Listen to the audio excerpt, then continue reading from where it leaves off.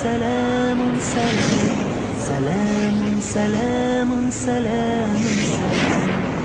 Peaceful, peaceful, peaceful, peace. Peaceful, peaceful, peaceful, peace.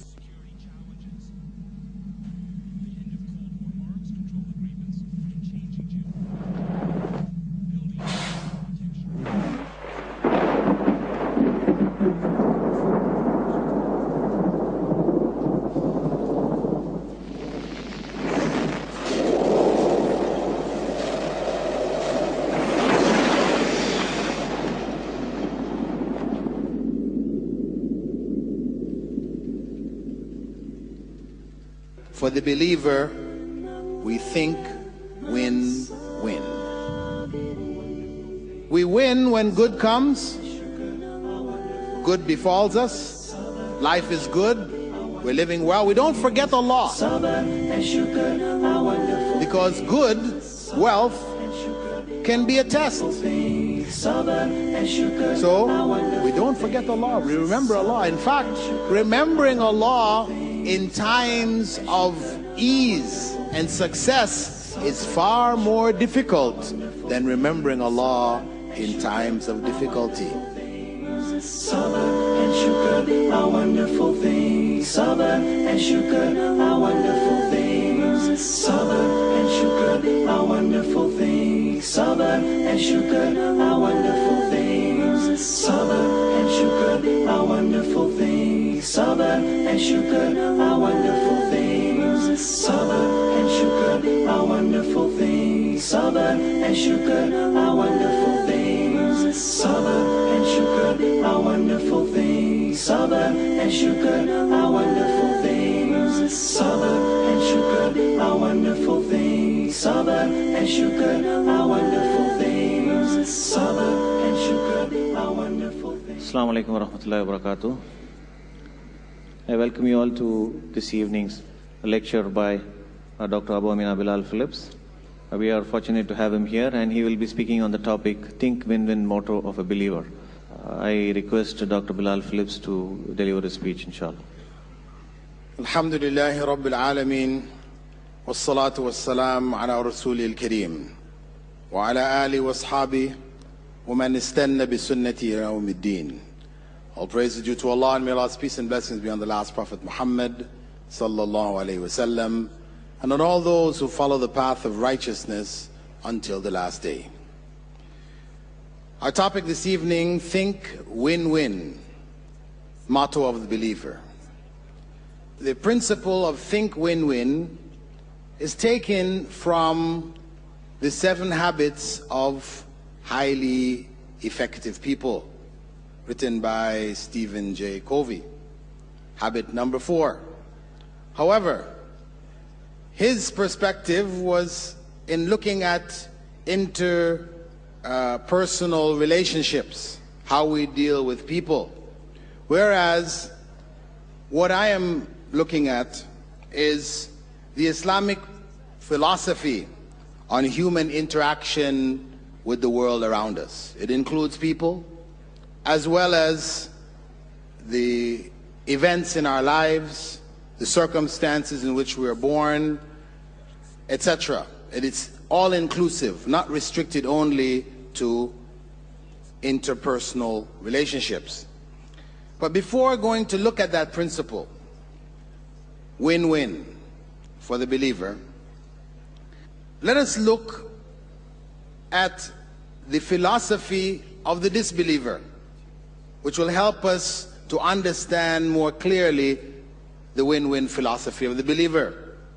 As we know in our declaration of faith, we say, La ilaha illallah. We deny the falsehood first of the false worshipping of false gods, and then we establish the worship of the true God. So let us look at the philosophy of the disbelievers with regards to life in general. We find that their philosophy is win-lose. The philosophy of the disbelievers with regards to their relationship to the world around them is one of win-lose. What do I mean? good luck, bad luck. Win, lose is equivalent to good luck, bad luck. Meaning, they say, if I have good luck, then I win. If I have bad luck, then I lose. That's their philosophy and life. This is something which even the atheist, the person who says there is no God, disbeliever in truth, that's what governs his or her life. Good luck, bad luck. So what you find is that the disbelievers spend most of their lives in a quest for what will ensure for them good luck and prevent bad luck from happening to them. That becomes a very important part of their lives. And what you find in the West, where I come from, 7 is a good luck number. So they'll try to do things around 7. 4, if you have what is called a 4-leaf clover. It's a plant. Normally it has 3 leaves on the stalk. But if you find one with 4, good luck. It's a sign of good luck. So people will get those and they will put them inside of little plastic capsules and they wear them on their wrist or around their neck, whatever. It's for good luck. Right? At the same time, you try to avoid certain bad luck numbers, like 13. In the West, 13 is a bad luck number. So, in the average apartment building, hotel, etc. in the West, the floors, when you go in the elevators, you'll see the numbers 10, 11, 12, 14, 15. What happened to 13? No 13. You walk down the street, you'll see the houses are numbered 10, 11, 12, 12 and a half, 14. What happened to 13? This is a norm in the society. I know where you are here, that number is 8. 8 is the bad luck number. If your license plate adds up to 17, for example, which means 1 plus 7, that equals 8. Not a good number. It lowers the value of your car, right? Bad luck. Also, you have widows. If a widow comes in your presence, it's bad luck. You don't want to have widows around you. Dead bodies. The dead body crosses you when you're leaving your home. Oh, bad day. Firewood. Also the Dobie. And you have a calendar here for bad hours of the day. Your Ragu Kalam, right? And your Yamagandam, right? These are all bad luck. 4 hours every day are bad luck hours. Don't try to do anything good in these hours, right? And so you have a series of these kinds of charms that people seek out to protect themselves from evil and to bring for themselves good luck. We can laugh about that in regards to other people's beliefs, but unfortunately, cultural Muslims have their own substitutes. Don't we? So our numbers, we have 19.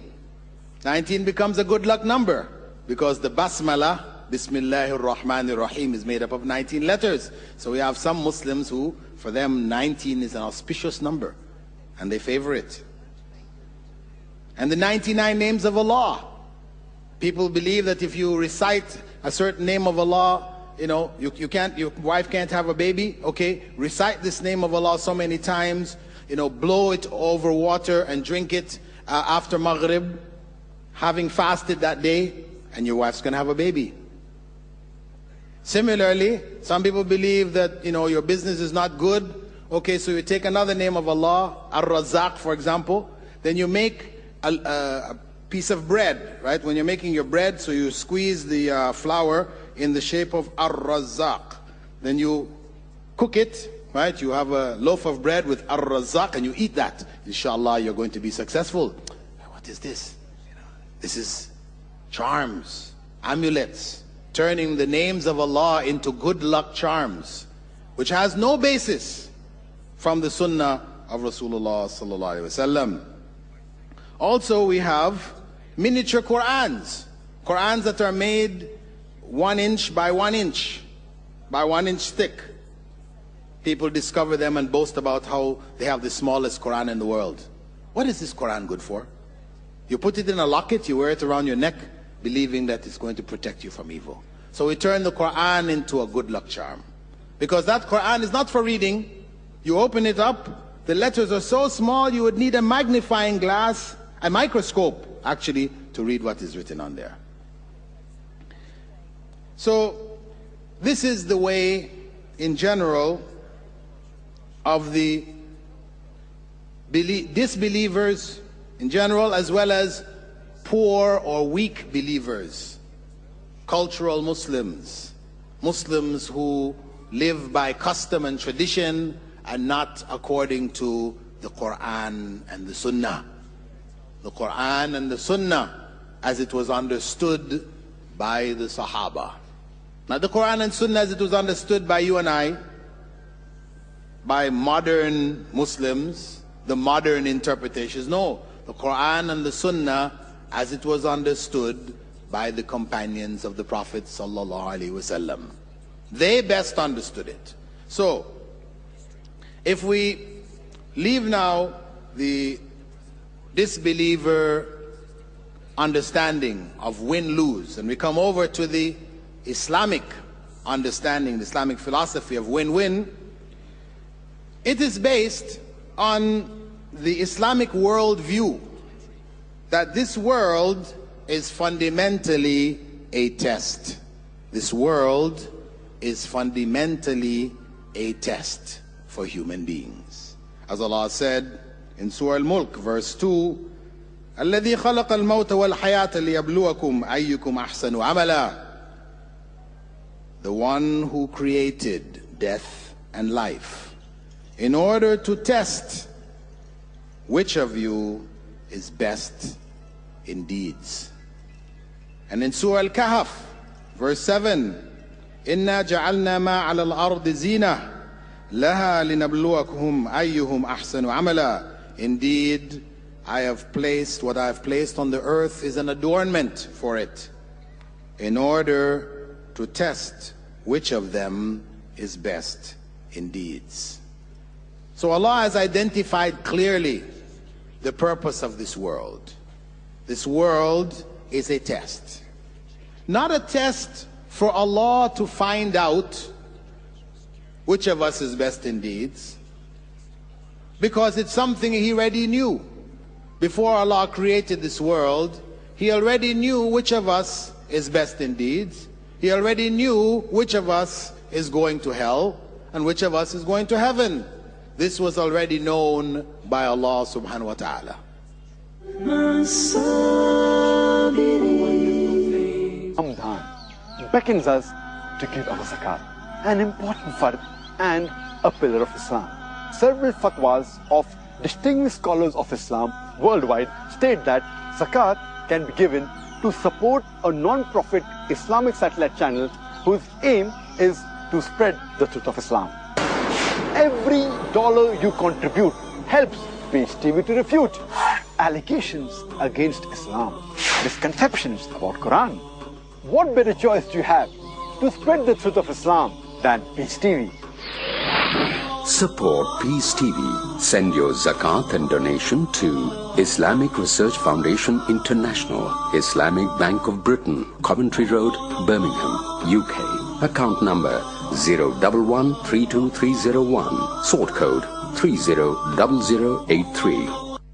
From those around. Not a single African tribe ever worshipped images before the white man came. Not one. They all worship God. Ahmad Didan. Different name, but the concept same. Islamic. He's a Muslim. He doesn't know. He's got the wrong label on. The Christian has Christianized him and make them to worship Jesus Christ. We have done nothing, really. Islam in Africa, in Man with a Mission. Coming soon on Peace TV. नजात उन्हीं लोग को हासिल होगी जो लोग ईमान लाते हैं। वो इंसान जो अल्लाह ताला के साथ किसी को शरीक ठहराता है, उसको हकीकत का इल्म नहीं है। कामयाब हुआ वो इंसान जिसने अपने नफ्स का तज़किया किया, वो खाना जिसके ऊपर गैरुल्लाह का नाम लिया हो वो खाना हराम है। ज़कात ये इंसान के माल को पाक और साफ करता है। नमाज बेहयाइयों और मुनकर से रोकती है। गुलशने ईमान हर पीर, बुध और जुमा शाम 6 बजे यूके में और शाम 7 बजे यूरोप में पीस टीवी पर।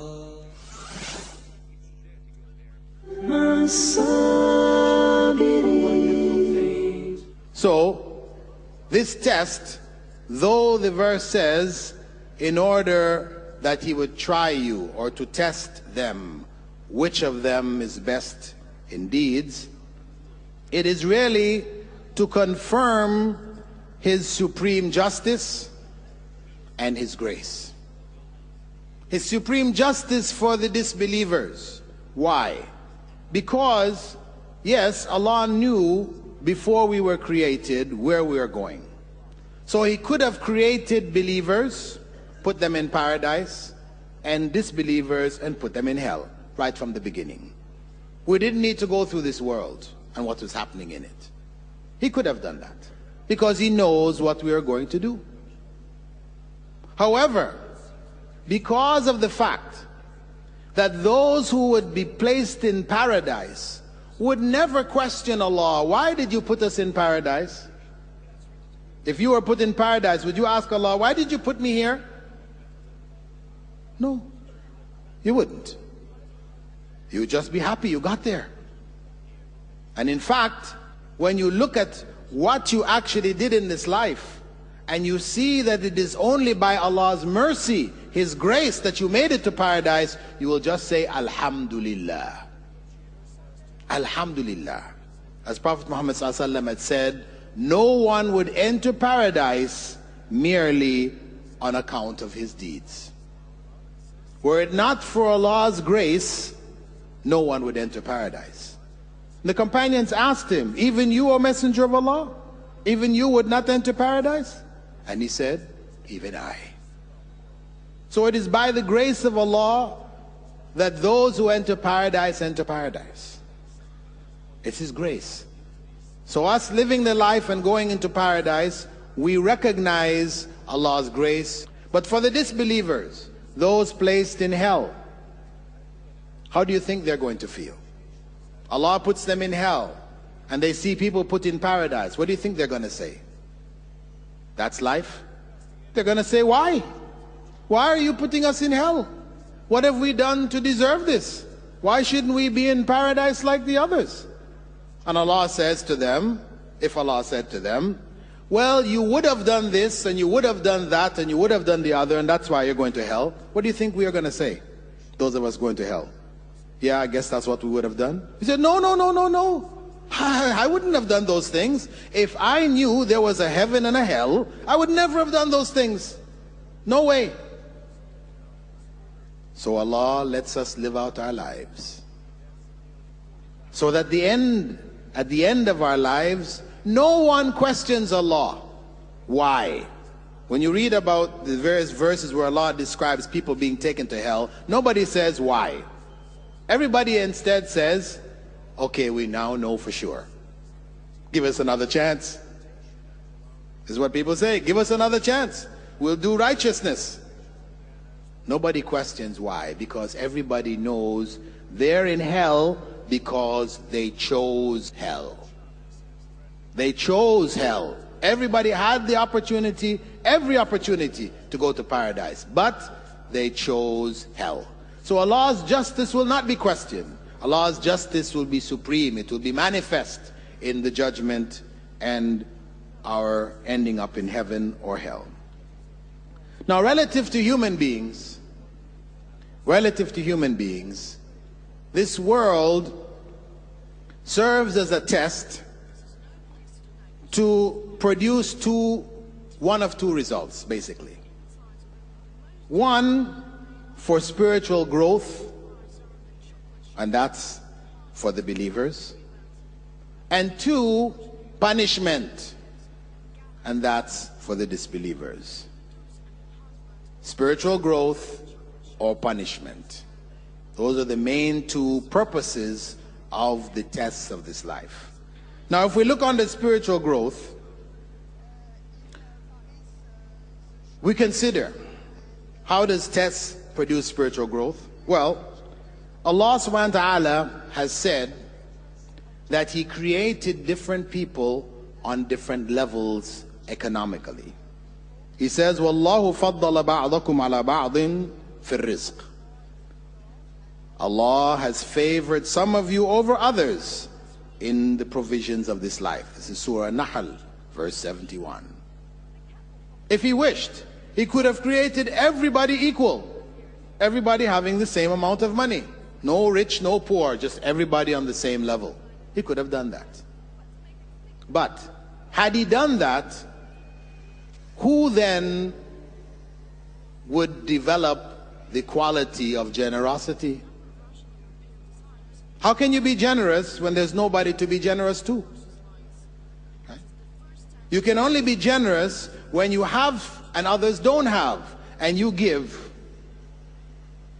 So for you to be able to give, it means there has to be people with less than you. So this is a part of the trial of this life, that Allah has favored some people being more wealthy than others. This is a trial that we have to live with. And the Prophet ﷺ advised us how to deal with that trial. He said, don't look to those above you, those who Allah has favored over you with more wealth. Don't look at them. Don't look to them. This is what the West does in the media, that globalized media. It shows you the rich and the famous, their lives, how enjoyable it is. They have this, they have that, they have the other, wonderful lives. And so what does that put in your heart? I want to be like them. I want to have what they have. It creates in you jealousy, your desire for this. So the Prophet ﷺ said, don't look at it. Don't look at it. Because if you look at it, you will forget the favor which God has placed in your own life. So he said, look at those below you instead. And that way you will remember God's favor. So this is part of the test. Because there's always somebody worse off than you. No matter how bad your circumstances, there is always somebody whose life is more tragic, is more difficult than your own. So look to those below you. Then we have calamities. Those are the general trials. Now we look at calamities. And it is important for us to understand calamities and their role in life. In terms of developing the spiritual, higher spiritual qualities of the individual, we know calamities is one of the primary tools used by Allah subhanahu wa ta'ala. Because the companions asked the Prophet sallallahu alaihi wasallam, who among people, among humankind, receives the most calamities in their lives? And the Prophet Muhammad sallallahu alaihi wasallam said, the prophets. Then those most like them. Then those most like them. The prophets receive the most calamities in life. So calamities obviously are a blessing. Relative to the prophets, calamities are blessings. You can look, for example, in the life of Prophet Yusuf in the Quran. Was not his life, his early life, a series of calamities? His brothers conspired against him, put him in a well. He was taken to Egypt. Things seemed to improve for a while. Then the wife of the ruler tried to seduce him. He ends up in jail. He's a good man. He was trying to do good. But calamities were happening to him one after the other, getting worse and worse. And even after he was in jail, and he interpreted the dream of the two servants who had been put in with him, and he asked one of them to remember him when he gets out. When he got out, what happened? He forgot. He forgot for a number of years. And then he remembered and got him out. But note, even that forgetting, you could say the servant forgetting was not a good thing. He forgot. Prophet Yusuf could have gotten out 6 or 7 years earlier, but he stayed in for an extra 7 because this man forgot. But think, as some scholars have pointed out of tafsir, had he gotten out when the servant got out, he would have probably returned to his same state as a servant. Okay? If the servant got out, told the ruler, well, listen, this was the case of Prophet Yusuf, that really was a good guy, let him out. So he brings him out, he asked the women admit, yes, we tricked him. It's not true. What would happen to him? He would just become a servant again. But instead, Allah delayed his presence in the prison, so that when he came out having interpreted the dream of the ruler, which now put him in a special status. And so the ruler elevated him to be in charge of the stocks of the kingdom. Allahu Akbar, Allahu Akbar, La ilaha. Assalamu alaikum wa rahmatullahi wa barakatuh. I'm Dr. Bilal Phillips, and I'd like to extend to you from myself and from Peace TV the greetings of Eid al-Adha.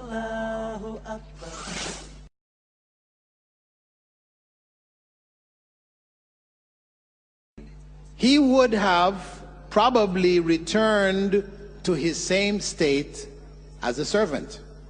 Okay? If the servant got out, told the ruler, well, listen, this was the case of Prophet Yusuf, that really was a good guy, let him out.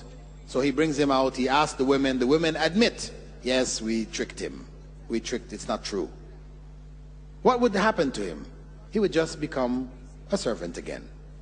But instead, Allah delayed his presence in the prison, so that when he came out having interpreted the dream of the ruler, which now put him in a special status. And so the ruler elevated him to be in charge of the stocks of the kingdom.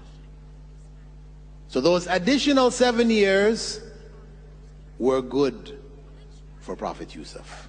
And such is the case of Prophet Abraham, his son Ismail. After not having children, getting that child, then building the Kaaba together, then Allah tells him, sacrifice that child. After bonding with that child, becoming so close to him, and then Allah says, take his life. This is a calamity. It's a command from God for Prophet Abraham, but personally, emotionally, it's a calamity. But he stood firm, and Allah rewarded him with generations of prophets. And that is the life of the prophets. But calamities in general, Allah tells us that it is a means for developing in us patience. Patience, which is the key for success in this life. As Allah said, وَلَنَبْلُوَنَّكُمْ بِشَيْءٍ مِّنَ الْخَوْفِ وَالْجُوعِ وَنَقْصٍ مِّنَ الْأَمْوَالِ وَالْأَنفُسِ. I will try you and test you with hunger, loss of wealth, loss of life, loss of your efforts. وَبَشِّرِ الصَّابِرِينَ. But give glad tidings to those who are patient. And that's for the believers. That calamity in their life only brings out their patience. And with that patience, Allah rewards them more, as He did with the prophets. Calamities also serve as a reminder. As Allah said in Surah Sajda, verse 21, وَلَنَذِيقَنَّهُمْ مِنَ الْعَذَابِ الْأَدْنَى دُونَ الْعَذَابِ الْأَكْبَرِ لَعَلَّهُمْ يَرْجِعُونَ. I will let them taste of the lesser punishment instead of the greater punishment, in order that they return to remembering Allah. And for people who believe, who have gone astray, a calamity strikes them, it reminds them to go back to Allah. So there's good in that calamity. Had they not faced that calamity, they would have continued on that misguided path and ended up in hell. So it was a means to bring them back onto the path to paradise. Also, calamities expose the hypocrites. As Allah said, أَحَسِبَ النَّاسِ أَن يُتْرَكُوا أَن يَقُولُوا آمَنَّا وَهُمْ لَا يُفْتَنُونَ. Do people think that they will be left alone after saying, I believe, without being tested, without being tried? This is to expose those whose faith is true and those whose in fact is false. But then, in the end, for the disbelievers, the calamities are punishments. As Allah says, فَلْيَحْذَرِ الَّذِينَ يُخَالِفُونَ عَنْ أَمْرِهِ أَن تُصِيبَهُمْ فِتْنَةٌ أَوْ يُصِيبَهُمْ عَذَابٌ أَلِيمٌ. Beware, let those who contravene Allah's command, who go against Allah's command, beware that a calamity befall them or a severe punishment. And he also said at Surah Nur, verse 63, and he also said, وَاتَّقُوا فِتْنَةً لَا تُصِيبَنَّ الَّذِينَ ظَلَمُوا مِنكُمْ خَاصَّةً وَاعْلَمُوا أَنَّ اللَّهَ شَدِيدُ الْعِقَابِ. And beware of a calamity which will not only afflict those who are evil alone. You happen to be amongst them, it can strike you also. And know that Allah is severe in punishment. So, trials, calamities in life can either make us grow or they can be a punishment. When we look at the plague amongst us today, AIDS, the world plague, the plague of depression and suicide, where more people are dying from that than they're dying of AIDS. But let's take AIDS. AIDS, which everybody is aware of today. Ibn Umar, radiallahu anhu, he narrated a hadith from Prophet Muhammad sallallahu alaihi wasallam, which is found in Sunan Ibn Majah, authentic hadith, in which the Prophet sallallahu alaihi wasallam said, whenever promiscuity is openly practiced among a people, a plague and anguish will spread among them, which was unknown to their predecessors. Whenever promiscuity, what is promiscuity? Promiscuity is what you see on the television today. Nakedness, sex in films, as if you're sitting in people's bedrooms. This is promiscuity, openly practiced by the society. Whenever that takes place, a plague, a scourge, will spread among the people, which was unknown to their predecessors. AIDS was unknown to our predecessors. AIDS fits that picture exactly. Some people ask, how do we know when a calamity is a punishment and when it is a blessing? How can we know? Well, you will decide whether it is a punishment or a blessing, how you respond to it. And the Prophet ﷺ, he gave us the win-win principle 1,400 years ago in a classical hadith narrated by Suhaib, in which the Prophet ﷺ said, عَجَبًا لِأَمْرِ الْمُؤْمِنِ إِنَّ أَمْرَهُ كُلَّهُ خَيْرٌ وَلَيْسَ ذَلِكَ لِأَحَدٍ إِلَّا لِلْمُؤْمِنِ. The affair of the believer is amazing. Indeed, all of his affair is good, and that is only in the case of the true believer. إِنْ أَصَابَتْهُ سَرَّاء شَكَرَ فَكَانَ خَيْرًا لَهُ. If good befalls him, he is thankful to Allah, and it was good for him. وَإِنْ أَصَابَتْهُ ضَرَّاء صَبَرَ فَكَانَ خَيْرًا لَهُ. And if evil befalls him, he is patient, and it was good for him. Ajaban li amril mu'min. The affair of the believers is an amazing thing. وَلَيْسَ ذَلِكَ لِأَحَدٍ إِلَّا لِلْمُؤْمِنِ. And that is only in the case of the believer. This is our win-win principle. For the believer, when a calamity strikes, he or she is patient with it. They believe that ultimately it is for good. Ultimately, it is for good, whether we are able to recognize the good in it or not. And this is an important point, a very important point for us to grasp, because it is the key to living life according to the win-win principle. A calamity strikes. For people who don't understand the nature of calamity, that it can be for your good. In fact, Allah designed it for your good.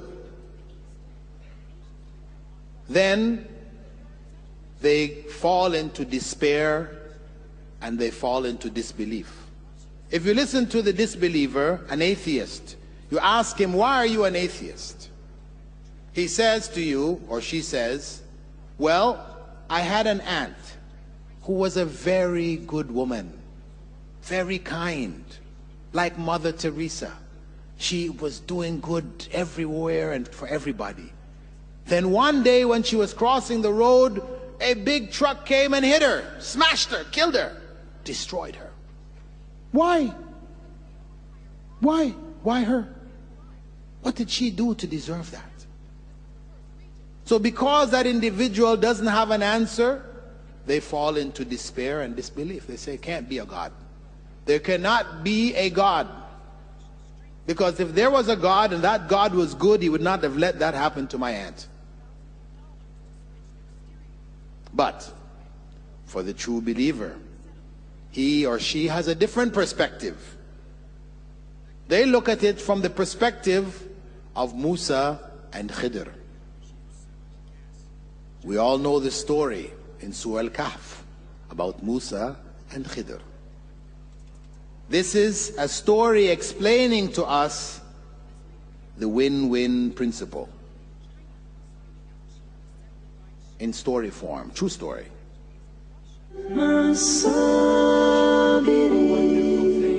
We find that the international media, they are bombarding misinformation about Islam. They give a wrong meaning of the verses they quote, either of the Quran or the hadith of the Prophet ﷺ. The media says that Muslims are extremists. I said, yes, I'm an extremist. I'm extremely kind, I'm extremely merciful, I'm extremely honest, I'm extremely just. Throughout the world, there are hundreds of Christian channels. There are Hindu channels, there are Jain channels. How many Islamic channels do we have? How many channels we have for dawah? What we should do, we should utilize the science and technology and turn the tables over and utilize it for good work.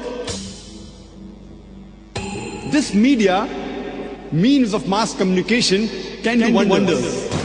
Media and Islam, war or peace? In Truth Exposed. From those around. Not a single African tribe ever worshipped images before the white man came. Not one. They all worship God. Different name, but the concept same. Islamic. He is a Muslim. He doesn't know. He's got the wrong label on. The Christian has Christianized him and make them to worship Jesus Christ. We have done nothing, really. Islam in Africa, in Man with a Mission, coming soon on Peace TV. Ramadan beckons us to give our zakat, an important fard and a pillar of Islam. Several fatwas of distinguished scholars of Islam worldwide state that zakat can be given to support a non-profit Islamic satellite channel whose aim is to spread the truth of Islam. Every dollar you contribute helps Peace TV to refute allegations against Islam, misconceptions about Quran. What better choice do you have to spread the truth of Islam than Peace TV? Support Peace TV. Send your zakat and donation to Islamic Research Foundation International, Islamic Bank of Britain, Coventry Road, Birmingham, UK. Account number 0113231. Sort code 300083.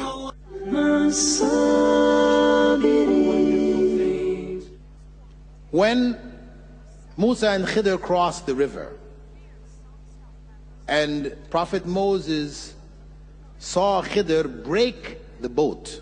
After they got off the boat, the man who took them across the river was so kind to take them across the river. They got out the boat, and Khidr made a hole in the boat.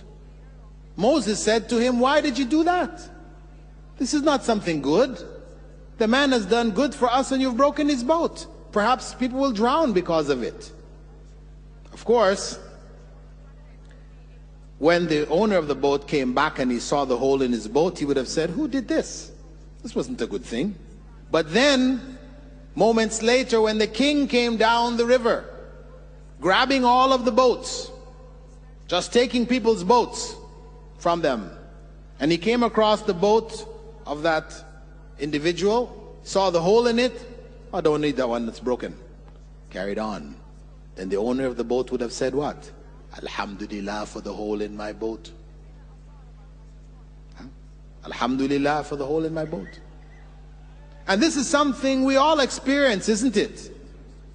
Where something happens in life, you think it's something not good, it's bad at the moment, then moments later, or a day later, or whatever, you find out, oh, it's something good really. If that hadn't happened, this thing wouldn't have happened. A good example of that was an article I saw in a newspaper coming out of Cairo, Egypt. They had the picture of an individual standing with his two thumbs up, like this. A big smile on his face. His father kissing him on his right cheek, his mother kissing him on his left cheek. There he is with two thumbs up, big smile, from ear to ear. The explanation underneath: he was a teacher. The day before, he was supposed to get on a flight to Bahrain, a Gulf Air flight to Bahrain. This was the last flight back for teachers. Holiday was over, they had to go back to work. It was the last flight. He was booked on the flight. He ran to the airport with his bags, everything ready to go, showed his passport to get on the flight. And the officer looked at the passport, he said, "You're missing one stamp. And in Egypt, you have to get many stamps to get anything done. Not enough for you to have one person stamp it. No, he has to take it to another one who stamps it. And that one takes it to another one who stamps it, till it comes back around to the first one who stamps all of the other stamps." So he was missing one stamp. And they said, "No, you can't get on the plane." He said, "My job, I'm going to lose my job. I have to get on the plane. I can't miss this flight." They said, "No, you don't have that stamp. You have to go back to the office. He can't do it. He'd have to come back the next day. He'd miss his flight." If he missed his flight, it meant what? He lost his job. Calamity. He went home depressed. His life had crumbled.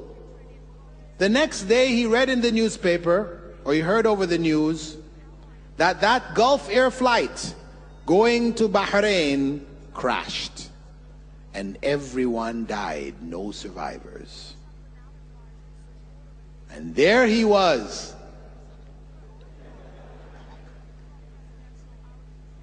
There he was. What the day before was the ultimate calamity became the ultimate success for him. And that is the nature of this life. That whatever happens to us, no matter how evil it may appear, there is good behind it for us. Why Allah has permitted this evil, what we perceive as evil, to happen to us, is because there is some good behind it, which is for us. Now this is important, an important point. Now, sometimes we see that evil, and sometimes we can't see it. We can't find an explanation for it. And this is what the atheist might say, okay, I agree with you, there are some evil things that happen, there is good behind it, but what about this tsunami? All those people, 100,000 people lost their lives. Where is the good in that? Children washed the sea. Innocent people not doing anything evil. Why? Where is the good in that? We can't see any good. So they say there can't be a God. There's no God. Because a good God would not allow that to happen. Unless you believe in a good God and a bad God. You have some people, because they couldn't deal with this idea of God allowing evil to happen. You have the Parsis, right? Fire worshippers. They believe in Ahura Mazda, the god of good, and Angra Mainyu, the god of evil, because they didn't want to attribute evil to God. So, if you believe in a good God, how do you explain that? Well, the story of Khidr tells us. After Khidr had broken the boat with Musa and he went ahead down the river bank, they came across a young boy, about 11 or 12 years old. And Khidr grabbed the boy and tore off his head. He grabbed the boy and tore off his head. Musa said, "What have you done? You have taken the life of an innocent child. How could you do this?" Khidr then explained to him, after a few other incidents, he explained to him that really this child, had he grown up, he would have been such a calamity on his parents. Parents were believers. But he would have made their life so horrible that they would have fallen into disbelief. So Allah, in order to protect them, took the life of the child. Now, of course, those parents, when they found their child with his head ripped off, they would have said, "What a horrendous crime. Who did this to our child? Murdered him." Though Allah gave them another child, a girl, who honored them, treated them well, etc., and they loved her, but still there would be that hole in their heart for their first child, their son, who was murdered. Until Yawmul Qiyamah, when they stand up before Allah, and Allah shows them their life and what would have happened to them, then they will say, "Alhamdulillah that our child's life was taken." That is the example of the calamity whose good we cannot see. The calamity whose good we are not able to see. And this is life. This is how life is. In that, you're a child, you're a young child, 3 years old, 4 years old, you take him to the dentist, right? First time you take him, you tell him the dentist is a nice man or woman. They're nice people. See their nice white coat, the big smile, they're nice people. But when the dentist takes that needle and sticks it in the child and the child screams, what do you think has happened in the mind of the child now? Is this person a nice person anymore? No, that is a bad person. So what happens the next time you try to take the child to the dentist? No way! No! They refuse to go. No way. You try to tell them, you cannot convince the 3-year-old that going to the dentist the second time is good. You can't. All that that child can see is pain, suffering. But you, who are more mature, you understand that the pain is to prevent a greater pain. The lesser pain is to prevent a greater pain of a rotten tooth, which root canal, all the other things that come behind it. But that child can't see it. All the child can see is that dentist sticking the needle in them. And that's how we are. We cannot see the good behind certain apparent evils because our minds are not capable of grasping it. Allah didn't reveal it to us in this life. But that doesn't mean because we can't see it, there is no good. We believe that ultimately there is good in whatever takes place, because Allah, as He said, وَهُوَ خَالِقُ كُلِّ شَيْءٍ, He is the creator of everything, the good and the evil. He is the creator of everything. If it takes place, it is by His permission. So therefore, all we can do is trust in Allah that it is for good and accept it and be patient with it. And if we do that, then it is good for us, as the Prophet ﷺ said. In that way, for the believer, we think win-win. We win when good comes, good befalls us, life is good, we're living well. We don't forget Allah, because good, wealth, can be a test. It can be the source of misguidance. So we don't forget Allah, we remember Allah. In fact, remembering Allah in times of ease and success is far more difficult than remembering Allah in times of difficulty. لبيك اللهم لبيك لبيك اللهم لبيك لبيك لا شريك لك لبيك لا شريك لك لبيك. Assalamu alaikum wa rahmatullahi wa barakatuh. This is Brother Salim Al-Amri. My dear brothers and sisters who are intending to perform the Hajj this year, may Allah Azza wa Jal make it easy for you. May Allah Azza wa Jal accept your Hajj, and may Allah Azza wa Jal grant you a safe return. Ameen. لبيك اللهم لبيك لبيك اللهم لبيك لبيك لا شريك لك لبيك لا شريك لك. Assalamu alaikum wa rahmatullahi wa barakatuh. I'm Yusuf Chambers, and I'd like to wish all the pilgrims an accepted Hajj.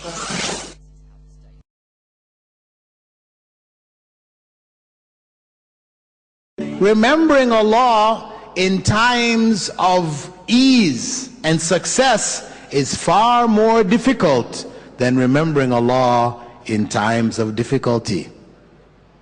Remember this, because we often think remembering Allah in times of difficulty, that's the tough one. No. Even the person who doesn't believe in Allah can remember Him, not remember Him, but be patient, being patient, can be patient in times of difficulty. Yeah, normally if difficulty comes, people fall apart. But there are some people who say, what is the point of falling apart? It's not going to change the situation. So I will just, as they say, grin and bear it. I'll bite the bullet. I'll swallow it. No point in getting worked up. A disbeliever can do that. But being patient in times of success, this is the difficult one. Only the believer will be able to do it. Patient meaning that we remain within the bounds of Islamic law during those times. This is the big test for many people. You are fine when you're poor, but when you become rich, then your life changes. You're not fine anymore. You don't share, you become greedy, you become this, you become that. Your whole personality changes, because that is a big trial. And that's why Allah said, Inna min amwalikum wa awladikum fitna. In your wealth and your children there is calamity and trial. So beware of them. Beware of them. There's a trial there. So this is the true believer. When good comes, success comes, he or she is patient, and Allah rewards them. Patient meaning that they fulfill Allah's right in their success. They share their wealth, they use it in a good way, in ways which are beneficial for themselves and their families and their children. for their society, rather than squandering it and indulging in all of the pleasures and just forgetting themselves and forgetting Allah.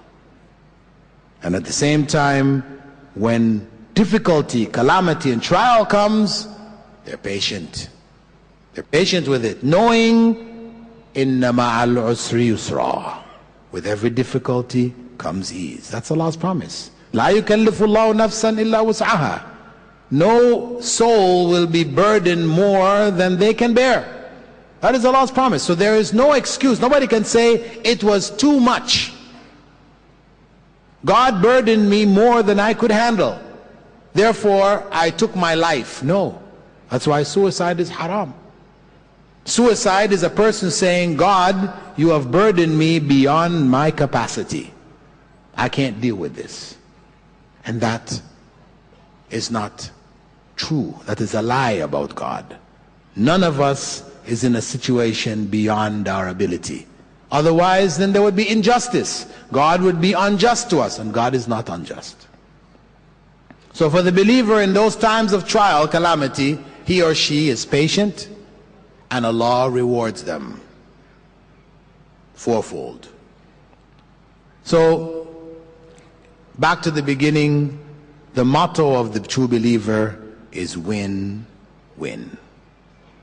But our certainty that ultimately it is from Allah and it is for our good helps us to overcome the excesses in those emotional states of weakness. We're able to keep it under control, and we're able to deal with the various trials, the ups and downs of life. The inner peace comes through this.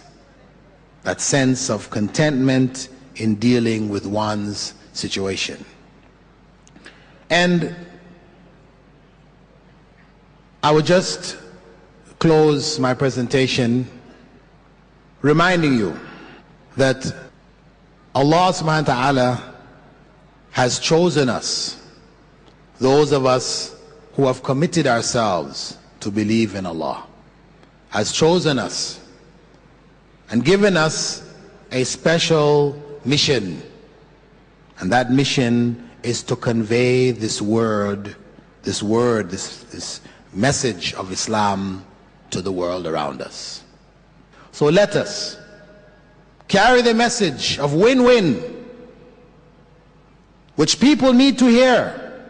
There's so many people committing suicide here in India, having one of the highest suicide rates in the world.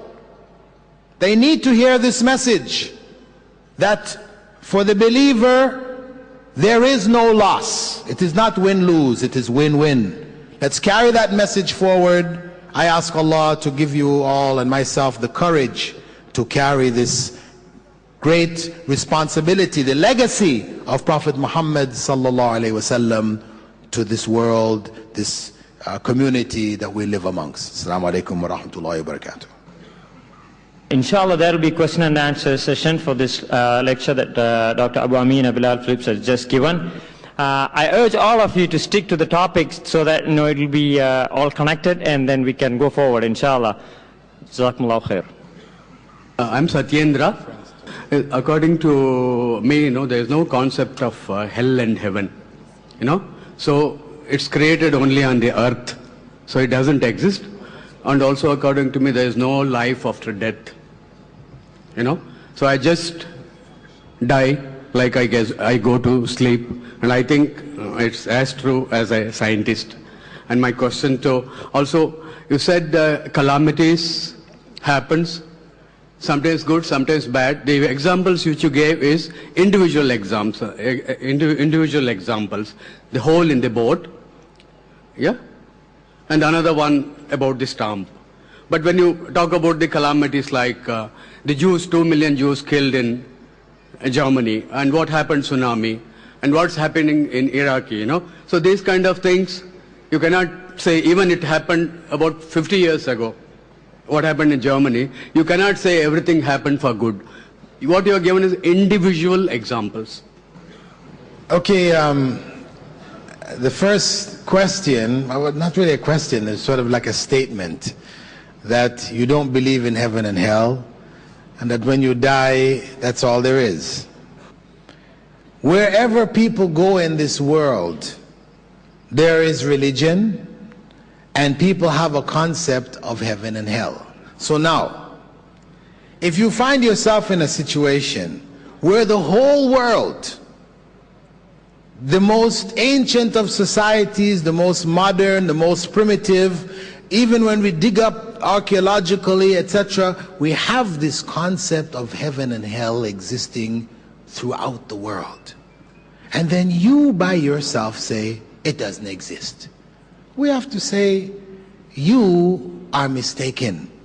If the mass of humankind have come to that conclusion, whether by logic or by revelation or by however, the mass of humankind hold this position, but you by yourself and a few others like you say that it doesn't exist, what does it mean?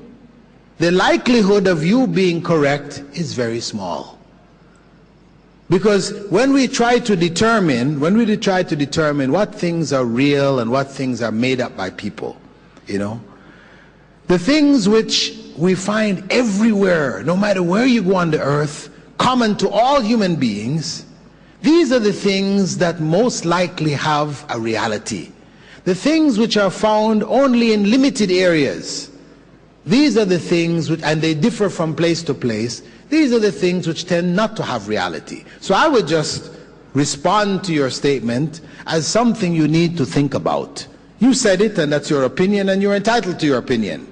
But just know that you are a minority throughout the history of the earth as we know it.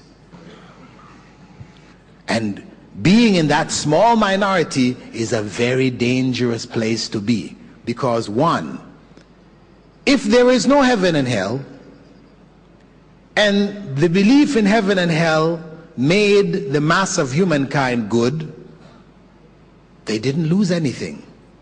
But if there is a heaven and hell, then you are the loser. You and those who hold your belief are the losers.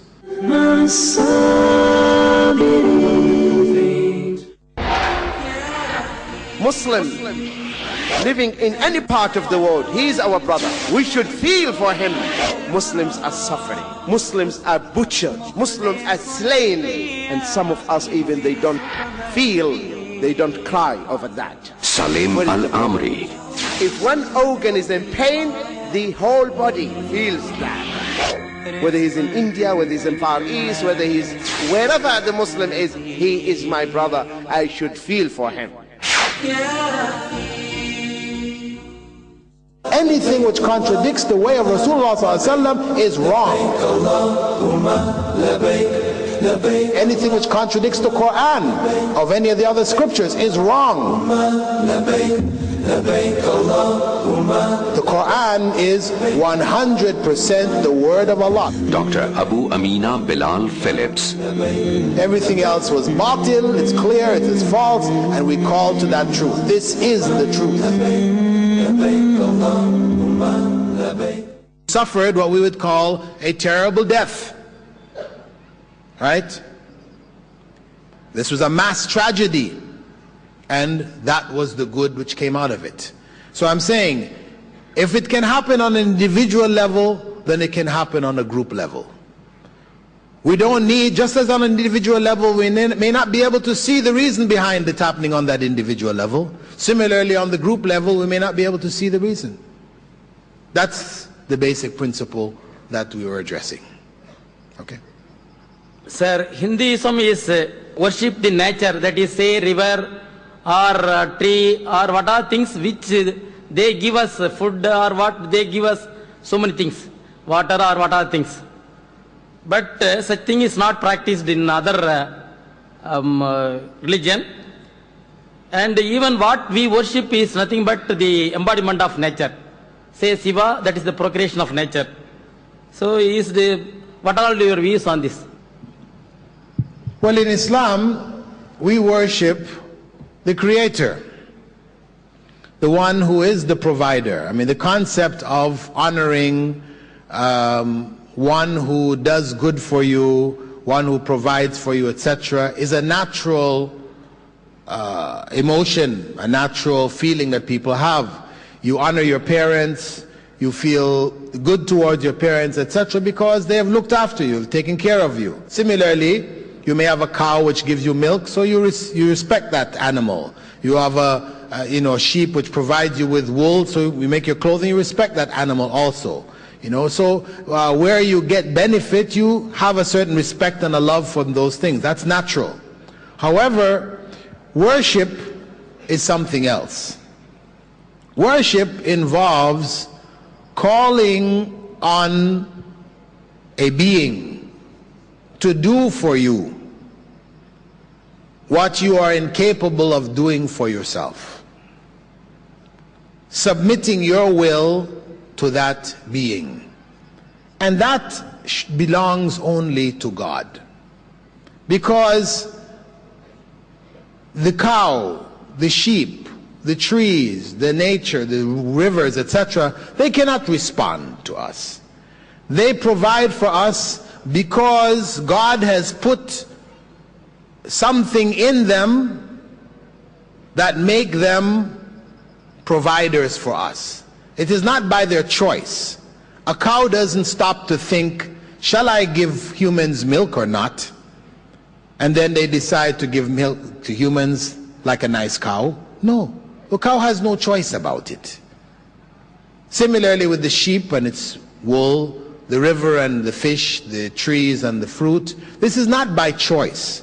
So God, as it states in the Quran, has submitted the world for us.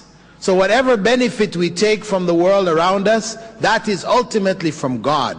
God has submitted the creatures, the world to us. So therefore, the one we call on, the one we seek help from, the one we seek guidance, we seek protection, that is the creator of all these things. That is God. So that is the Muslim view. To worship God's creation, this is called shirk. This is worshipping, turning the creation into God. Whether it is a man, men, or animals, this is worshipping God's creation instead of worshipping God. My name is Sam Matthew. I would like to make an observation here that I find two converts from Christianity as a majority here. Not that I'm saying I'm also a Christian, not that I'm saying Christianity is the ultimate. It's only an observation. But my question is to Mr. Bilal. For one of the questions that was asked, is there heaven and hell? You replied that because of the majority, what the majority thinks, you follow. So as an individual, do you have any conviction whether you're going to hell or to heaven, or to paradise or to hell? So just because the majority believe that there is paradise, so you believe. But my question is, if that is the case, the Hinduism has got the majority of the people. They believe Hinduism has got the maximum majority. So which means, why don't you believe in Hinduism also? If I'm right, I think Hinduism is the biggest religion in the world.